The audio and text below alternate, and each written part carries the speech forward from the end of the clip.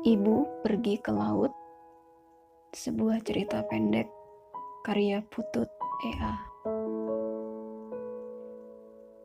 Ayah bilang ibu pergi ke laut. Waktu aku tanya kenapa ibu tidak pulang, ayah menjawab, ibu mungkin tidak pulang. Tentu saja kemudian aku bertanya apakah ibu tidak kangen kepadaku. Dan ayah menjawab, tentu saja ibu kangen dan tetap sayang padaku. Tetapi kenapa ia tidak pulang? Apakah ada seorang anak sepertiku yang ada di laut, sehingga ibu tidak mau lagi pulang ke rumah ini? Sepasang mata ayah kemudian berair.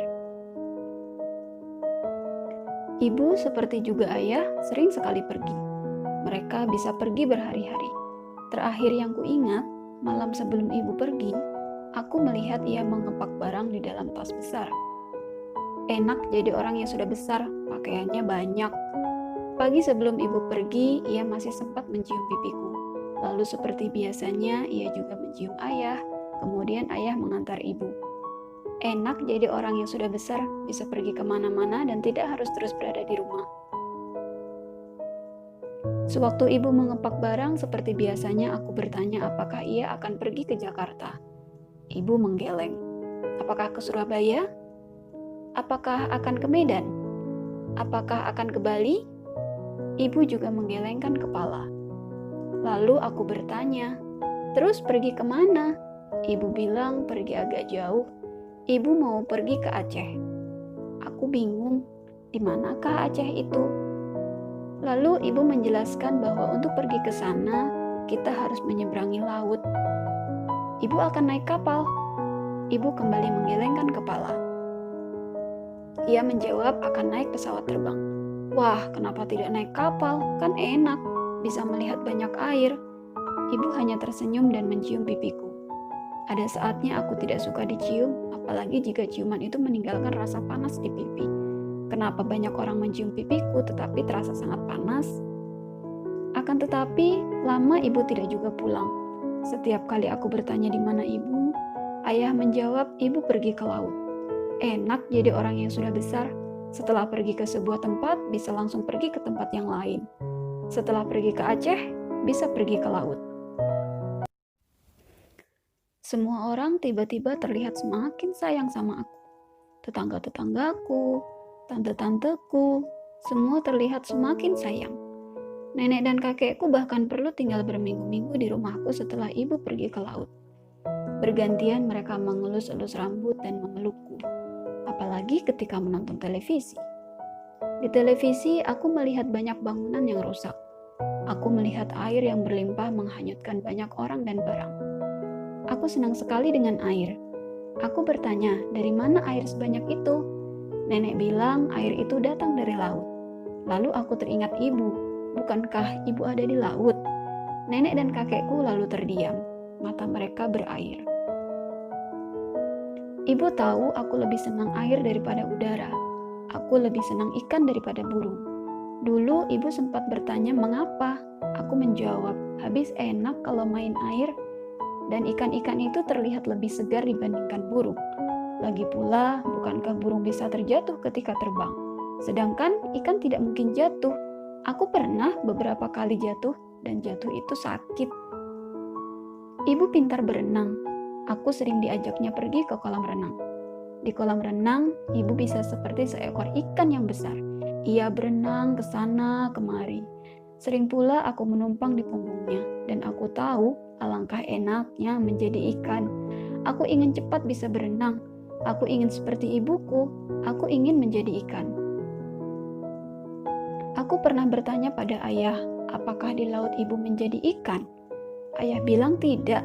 Ibu tetap menjadi ibu. Tetapi berenang terus dan hidup di air bukankah akan membuat ibu capek? Ayah bilang tidak, sebab ibu orang hebat. Aku senang sekali. Ibu memang hebat, dan di laut tentu ibu akan seperti yang pernah diceritakannya. Ibu pernah bercerita kalau ada ikan-ikan besar yang baik hati di laut. Ikan-ikan itu banyak menolong kapal-kapal yang akan tenggelam. Ibu tentu akan banyak menolong kapal-kapal yang akan tenggelam. Mungkin ia menjadi pemimpin para ikan yang senang menolong itu. Kalau aku sudah bilang seperti itu kepada ayah, ia kelihatan bangga. tetapi bibirnya gemetar dan matanya kembali berair. Ayah kemudian bilang, makanya aku tidak usah menunggu ibu sebab di laut ibu sedang menunaikan tugas-tugas mulia menyelamatkan kapal-kapal yang akan tenggelam. Aku mengangguk mengerti dan ayah memelukku. Ada saatnya aku tidak suka dipeluk, apalagi jika pelukan itu membuat tubuhku terasa sakit. Sebetulnya aku sangat rindu kepada ibu. Aku rindu cerita-ceritanya. Aku rindu diajak pergi ke kolam renang. Aku ingin dibuatkan kue-kue yang enak. Tetapi kalau kemudian aku ingat bahwa ibu harus memimpin ikan-ikan yang baik hati, aku hanya bisa diam. Pasti ibu kasihan melihat kapal-kapal yang akan tenggelam. Di dalam kapal-kapal itu pasti banyak anak kecil seusiaku yang belum bisa berenang. Ya, ibu harus menyelamatkan mereka. Tetapi setidaknya aku berharap ibu akan meneleponku seperti yang dulu-dulu jika pergi dalam waktu yang cukup lama. Mungkin di laut tidak ada telepon. Kalau tidak ada telepon, setidaknya ibuku bisa menitip surat untukku lewat kapal-kapal yang telah diselamatkannya. Atau jangan-jangan ibu terlalu sibuk.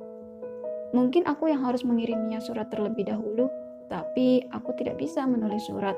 Lalu aku teringat Mbak Memi. Siang itu aku menunggu Mbak Mimi pulang dari sekolah. Ia tinggal di depan rumah kami. Ia sudah sekolah SD dan temannya banyak. Aku sudah sering bilang kepada ibu kalau aku ingin juga sekolah. Ibu selalu tersenyum jika aku bilang seperti itu. Katanya, sebentar lagi aku pasti akan sekolah. Ketika dari jauh aku melihat Mbak Mimi pulang sekolah, aku langsung bilang ke Biknah, aku akan main dengan Mbak Mimi. Mbak Mimi orangnya baik. Ia sering mengajak dan menemaniku bermain. Dulu ibu juga sering mengajak Mbak Mimi pergi ke kolam renang. Kalau ibu habis bepergian, ia juga sering memberi oleh-oleh untuk Mbak Mimi.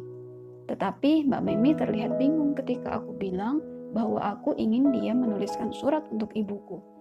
Ia bilang, kalau aku ingin menulis surat untuk ibu, aku harus tahu alamatnya. Aku tidak tahu apa yang dimaksud dengan alamat. Kemudian ia bertanya, di mana sekarang ibuku berada? Aku bilang, ibu ada di laut. Mbak Memi diam. Tak lama kemudian ia terlihat tersenyum. Dinda, aku tahu bagaimana cara mengirim surat untuk ibumu. Ia kemudian mengambil sehelai kertas dan bertanya kepadaku apa yang ingin kusampaikan kepada ibuku. Aku hanya ingin mengatakan bahwa aku sangat rindu kepada ibu. Tetapi aku tahu kalau ibu mempunyai tugas yang berat, yaitu menyelamatkan kapal-kapal yang akan tenggelam. Mbak Memi menuliskan pesanku. Ia kemudian bertanya, ada lagi yang lain? Aku menggelengkan kepala. Kemudian kulihat Mbak Memi kembali bingung. Ia kemudian bertanya lagi, Dinda, kamu bisa tanda tangan? Aku bingung, aku menggelengkan kepala.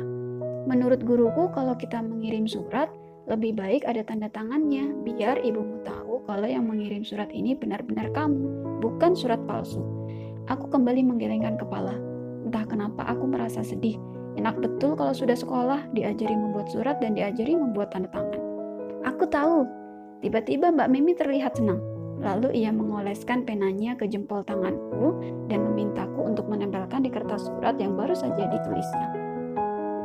Dinda, ini namanya cap jempol. Itu sama dengan tanda tangan. Aku senang sekali. Dinda, menurutku lebih baik kamu juga memberi fotomu untuk ibumu.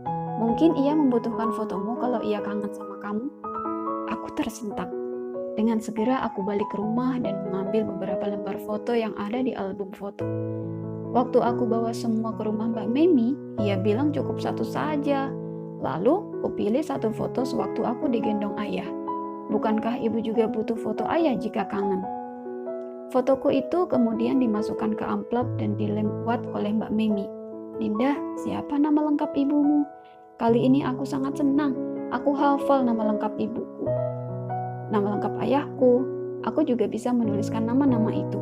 Lalu aku minta kepada Mbak Memi agar aku saja yang menulis nama lengkap ibuku.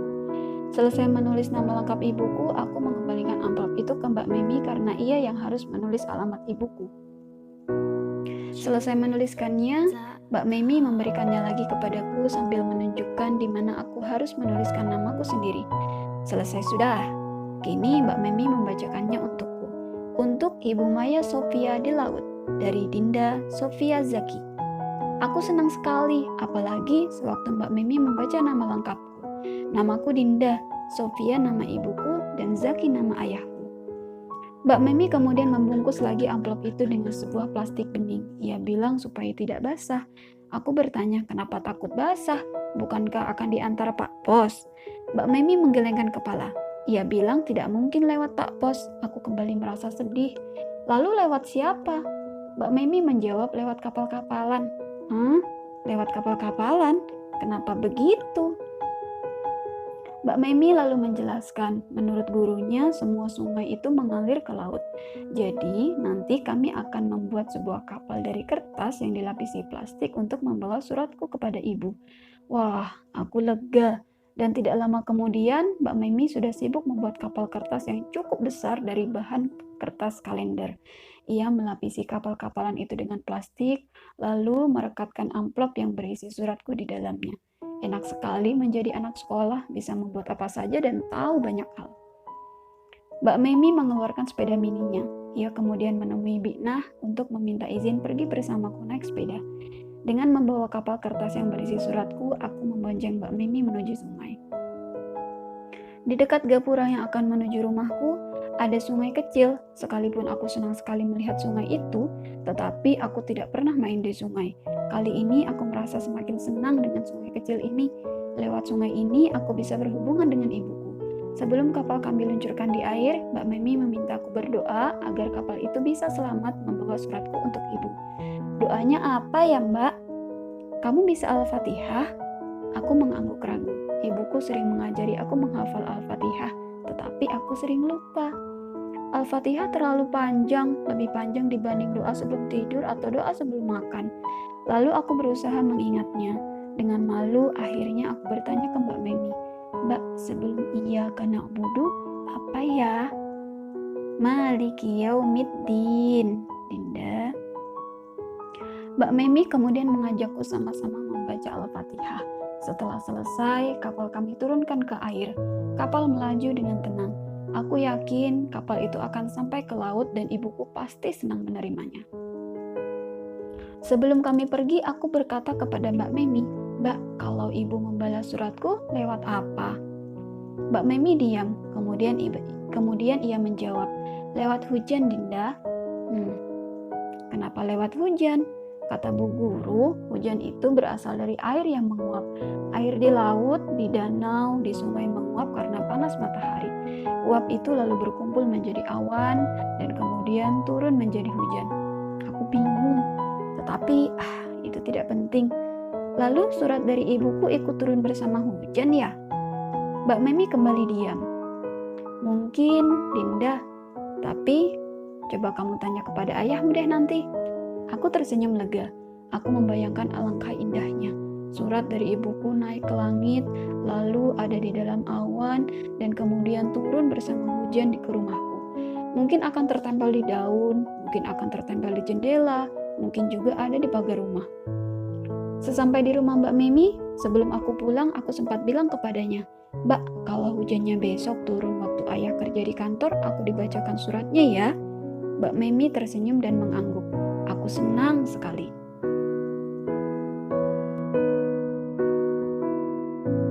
Sehabis makan malam dengan ayah, tak sabar aku menceritakan apa yang telah kulakukan tadi siang bersama Mbak Memi.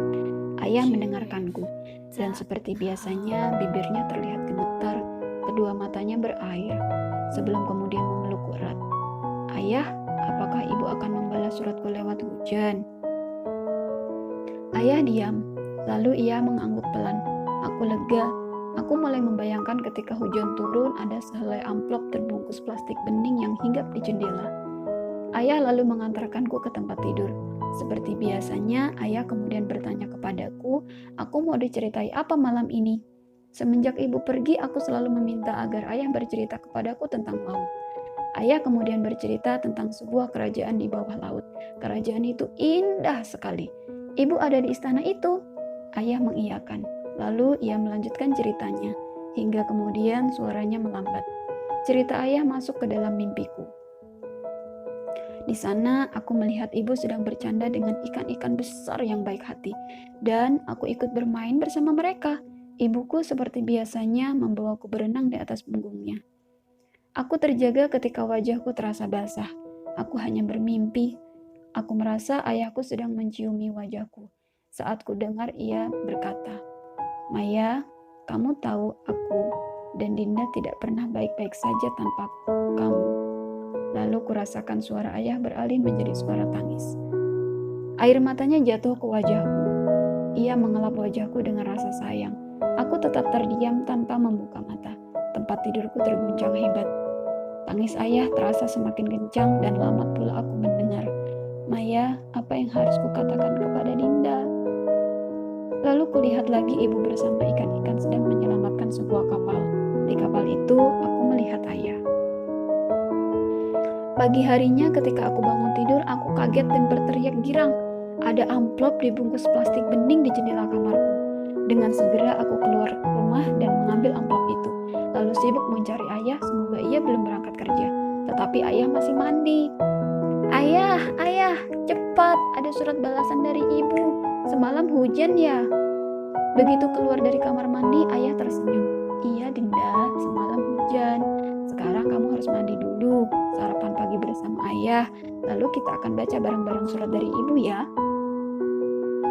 Selesai memandikan dan menyuapiku, ayah membacakan surat dari ibu. Dalam surat ibu bilang bahwa ia telah menerima suratku. Dan ia berpesan agar aku tidak usah mengirim lagi surat karena ibu bisa melihatku dengan baik dari laut. Aku senang sekaligus merasa sedih. Senang karena ibu membalas suratku. Sedih karena ibuku tidak ingin aku mengirimi lagi surat. Ayah kemudian mencium pipiku. "Dinda, jangan sedih. Hari ini kita akan pergi ke laut. Kamu masih boleh mengirim sekali lagi surat ke laut. Dan kita akan bawakan bunga untuk ibu. Sekarang kamu pilih dan ambil bunga di halaman untuk ibu. Biar ayah yang menulis surat. Kamu ingin menulis apa sayang?" Aku melonjak girang. Aku bilang ke ayah, aku ingin memberitahu ibu supaya aku masih boleh mengirimnya surat. Dan aku ingin bilang bahwa aku ingin cepat sekolah supaya nanti aku bisa menulis surat sendiri. Dengan cepat aku pergi ke halaman depan, memetik sebanyak mungkin bunga untuk ibu. Aku tahu bunga-bunga yang disukai ibuku. Lalu kami berdua berangkat ke laut. Sesampai di laut, aku senang sekali. Aku yang melempar sendiri surat yang dituliskan ayahku. Aku juga ikut ayahku menaburkan bunga-bunga yang kupilih. Setelah itu, aku bermain air laut dengan ayah. Setelah aku cukup lelah, ayah kemudian mengajakku untuk makan ikan di warung-warung makan yang ada di pantai. "Dinda mau makan ikan apa?" Aku menggelengkan kepala. Ayah heran. Kemudian ia bertanya, "Kenapa Dinda?"